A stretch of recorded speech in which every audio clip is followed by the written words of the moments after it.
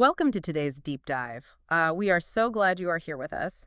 Today, our mission is to explore a truly mind-bending lecture from the year 1920. It really is a wild one. Yeah, it is. It was delivered by the esoteric philosopher Rudolf Steiner, and it's titled The History and Actuality of Imperialism. And I want to start by throwing a question right at you, the listener. Go for it. How do you think human civilization transitioned from being ruled by literal god kings walking the earth to being governed by completely empty political catchphrases? That is the big question. Right. And even wilder, what if that massive slide into meaningless political jargon is actually the absolute best thing that could have ever happened for the human spirit? I mean, it is a massive premise to wrap our heads around and a really fascinating journey to take. We're going to be tracing the evolution of power and human consciousness across thousands of years today. Yeah. Because Steiner's ultimate goal here is to look at how the way we are governed fundamentally alters the way we perceive reality itself. Absolutely. But before we jump in, a quick bit of housekeeping to set the stage for you. This source material was delivered in Switzerland right after the devastation of World War I. Which is important context. Very important. Because of that timing and Steiner's specific philosophical lens, the text touches on some highly sensitive political themes. You are going to hear critiques of democracy, some sharp words about American President Woodrow Wilson, and some very blunt analogies regarding colonialism. Yeah, he does not hold back. He does not. So we want to make it explicitly clear right up front that we are not taking any political sides here. Whether a concept touches on left-wing or right-wing politics, we remain entirely neutral. Completely. Our only job today is to act as your impartial guides, unpacking Steiner's unique historical viewpoints so you can understand the ideas contained in the original source material. And treating this as a philosophical and historical exploration is really the only way to digest what Steiner is attempting to show us.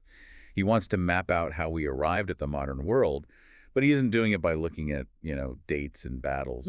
Right. It's not a standard history textbook. Exactly. He is looking at the psychological relationship between the ruler and the ruled. To do this, he divides the evolution of human history into three distinct phases. Okay, let's unpack this. We have to start with phase one. Walk us through where Steiner anchors this first era and what life actually looked like for the average person living through it. Well, he anchors phase one in the ancient Orient. Yeah. So we're talking about places like the Assyrian Empire and ancient Egypt. Okay. And the core concept you have to grasp to understand this era is that the way ancient people experienced reality was completely different from how you or I experience it today. How so? To the ancient mind, there was absolutely no separation between the physical world and the spiritual world. That is a hard concept to fully internalize. I mean, and when we think of the spiritual world today, we usually picture it floating up in the clouds or waiting for us in some distant afterlife. Right, but for them, it was right here, completely interwoven with the dirt, the weather, and the people. And that meant the ruler of the empire wasn't just appointed by a god. He wasn't just divinely inspired to lead. No, the ruler was a god, a literal deity walking around in physical form. But how does an entire population genuinely believe the guy sitting in the palace who, eats and sleeps and gets sick just like they do, is actually a cosmic deity? Because of that lack of separation between physical and spiritual, Steiner notes that when a ruler put on his royal garments, the people didn't see a costume or a symbol of his political office. They saw it a real deal. Exactly. Those clothes were literally what a god wore. It was the physical manifestation of divine power. And the people surrounding the ruler, his ministers or paladins, they weren't seen as regular bureaucrats. What were they seen as? They were viewed as sub-gods or divine beings who had gone through what Steiner calls mystery schooling to become something more than human. I've heard that term before. What exactly does mystery schooling mean in this context? Can we get a quick breakdown of that? Simply put, mystery schools were highly secretive, ancient institutions where initiates underwent intense, often dangerous rituals and training. Like secret societies of the ancient world. Sort of, yeah. The belief was that by passing through these rituals, a normal human being could shed their mundane nature and gain direct access to the spiritual world. Wow. By the time they emerged and took their place in the ruler's court, the public believed they had been fundamentally transformed into higher spiritual beings. They were no longer just men. They were divine instruments of the God King. What's fascinating here is how this completely reframes our understanding of ancient conquests. It really does. We look at the Assyrian Empire expanding, and it is so easy for us to project our modern ideas of ideological warfare onto them. We assume they wanted everyone to think exactly like they did. And that is a crucial point of differentiation. Steiner points out that ancient conquerors didn't care about converting your personal beliefs. They didn't. No, they weren't trying to change your internal worldview. The justification for war was simply that the physical empire of the god had to expand. Just moving the borders. Right. Once the territory was conquered, you just had to physically bow down and recognize the conqueror as your new god. So they weren't policing what you actually believed in your own head. They couldn't care less. It was a matter of total indifference. That is wild. Personal belief wasn't policed because the physical reality of submission was the only thing that mattered. If you paid your tribute and bowed to the physical manifestation of the deity, your internal thoughts were your own business. Wow. And Steiner argues that we can actually see echoes or remnants of this phase one mentality in much later historical movements. What kind of remnants survive? He points to the early spread of Islam as one example. The theology had obviously evolved. I mean, the leader was viewed as a prophet, not a literal god. Right, a big shift. But the method of expansion carried that older phase one energy. It was primarily about outward submission. Okay, I see. It was about making subjects out of conquered peoples and bringing them under a unified authority, rather than forcefully policing their inner personal faith from day one, provided they recognized the ultimate political and spiritual authority of the empire. Are there other examples he brings up? He also mentions Russian Tsarism. He notes that the absolute, unquestioned authority of the Tsar over his subjects was rooted in much older Germanic and Mongolian elements of divine authority. So it's that top-down God-king energy again? Exactly. It was a system imposed from the top down, carrying this lingering shadow of a time when the ruler was a literal force of heaven on earth, rather than a system of governance that emerged organically from the Russian peasantry itself. Here's where it gets really interesting. Human consciousness doesn't just stay static. Eventually, people are going to stop believing the guy in the fancy robe actually created the sun. Naturally. When that ability to see a human being as a literal god starts to fade, how do the rulers manage to hold on to their power? That brings us into phase two, which Steiner heavily defines by the Middle Ages and the Holy Roman Empire of the German nation. Okay, the Middle Ages. In this phase, the ruler is no longer God. The ruler is now an envoy or a representative of God. This represents a massive psychological shift for humanity because it introduces the concept of the symbol. So the physical reality is no longer divine in itself. The physical crown on a king's head is now just a symbol pointing toward a higher, invisible reality. And because the ruler is merely a representative, that representation has to be constantly validated by a higher spiritual authority. Because they can't just claim it themselves anymore. Exactly. You see this play out in incredible historical moments. Figures as powerful as Charlemagne, or the Hungarian king Stanislaus in the year 1000, couldn't just declare themselves legitimate by the strength of their armies alone. They physically had to travel to the Pope in Rome to be crowned. Right. The clergy had to bestow the anointment because earthly power was now universally understood to be merely a reflection of heavenly power. It sounds like this idea of earthly things mirroring heavenly things completely saturated their worldview. It did. Steiner references the writings of Dionysius the Areopagite to illustrate this. Wait, hold on, let's pause there. Who is Dionysius the Areopagite, and why is he important to this phase 2 mindset? Good question. Dionysius was a mystical thinker and writer from late antiquity. His writings were incredibly influential during the Middle Ages. What did he write about? What he did was beautifully and meticulously map out how earthly structures were direct mirror images of heavenly ones. He described the earthly church hierarchies. Like the priests and bishops. Yeah, the deacons, the bishops, the archbishops. He described them as literal reflections of the heavenly hierarchies of angels, archangels, and principalities. Oh, wow. So when people in the Middle Ages looked at the rituals and the vestments of the priests, they weren't just seeing clothes and traditions. They were seeing symbols pointing directly to an unseen cosmic reality. That adds so much weight to how they must have viewed their leaders. Steiner even brings up the poet Dante to show how deep this went. Dante believed the emperor of the Holy Roman Empire had the absolute, unquestionable right to rule the entire world. The whole world. Just because he was emperor? Yes, Not because he was the strongest military commander, but simply because the emperor was the singular, symbolic representative of God on earth. That is a lot of symbolic power. However, just like phase one, this system of divine symbols eventually begins to decay. The inner substance of these symbols starts to get squeezed out over time. How does that decay happen? Do people just get tired of the symbol? They start to question the monopoly on those symbols. According to Steiner, the ultimate historical rejection of this phase two system was Protestantism.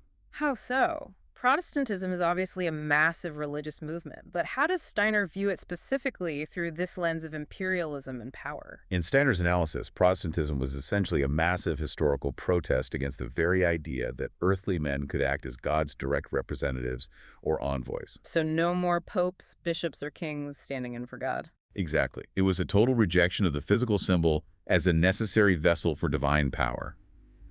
Protestantism demanded an internal, personal connection to the spiritual world, completely bypassing the earthly hierarchies that Dionysius the Areopagite had mapped out. It was humanity saying we no longer need a human representative to talk to the divine for us. Right. It completely changed the game. That makes a lot of sense when you look at how it fractured the political power of Europe. But these old mindsets don't just vanish cleanly, do they? Not at all. They overlap and leave historical residue.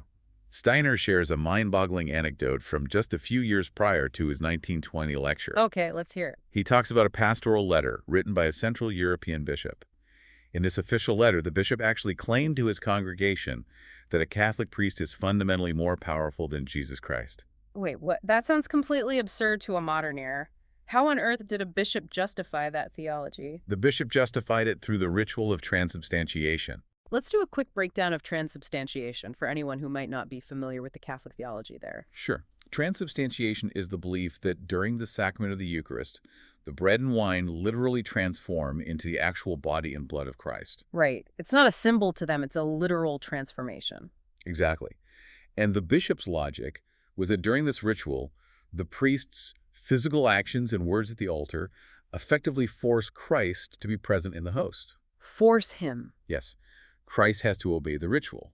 Therefore, because the priest is the one doing the forcing, the priest holds the greater power. That is wild. He is using a phase 2 ritual, the symbolic mass, but injecting it with that ancient phase 1 mentality. Exactly. It's the old idea that an earthly ruler, in this case a priest, has literal magical command over the divine. It's like a remnant of the ancient god kings trapped inside a modern institution. It's a perfect illustration of how old forms of power desperately try to cling to life. But the broader historical trend was unstoppable. The symbols were losing their power. The inner substance was draining away. And that inevitably ushers humanity into phase 3. So if phase 1 was the era of reality, where the king was a god, and phase 2 was the era of symbols, where the king was God's envoy, what exactly is phase 3? How do we arrive at the modern era? Phase 3 is the era of the empty platitude. It's the transition from meaningful symbols to, as Steiner puts it, squeezed out empty words. Squeezed out words. I like that phrasing. He traces the beginnings of this shift back to 17th century England. This is when the monarchy, which had once been divine and then anointed by divine right, was systematically reduced to a mere shadow of its former self. The crown became a tolerated decoration. Yes, while real functional power shifted to the elected parliaments. And from there, it evolves into what Steiner calls Anglo-American economic imperialism. Break that term down for us. What does an economic empire look like compared to the old empires of phase 1 and phase 2? Think about figures like Joseph Chamberlain in the Imperial Federation League at the turn of the 20th century.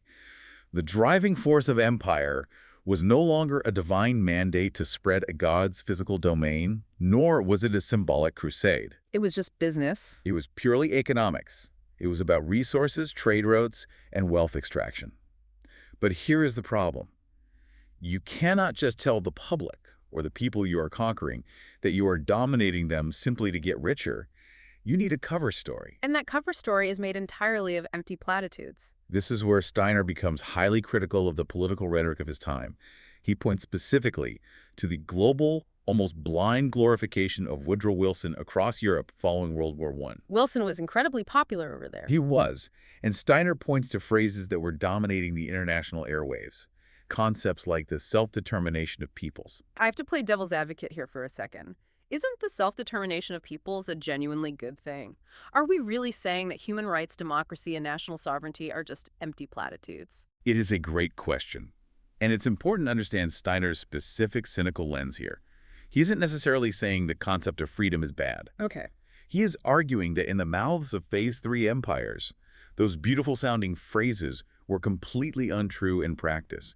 They were rhetorical masks hiding the raw reality of power, border drawing, and economic dominance. So the words sounded incredibly noble, but the institutions using them had entirely drained them of any actual truth or spiritual substance. Exactly, they were just squeezed out words used to justify control. To really drive this point home, Steiner gives this funny but incredibly dark analogy about how colonization actually works under this Phase 3 system. The adventurer analogy. Yes, he says, look at how colonial empires are actually built in reality. It doesn't start with noble ideals or politicians talking about spreading civilization.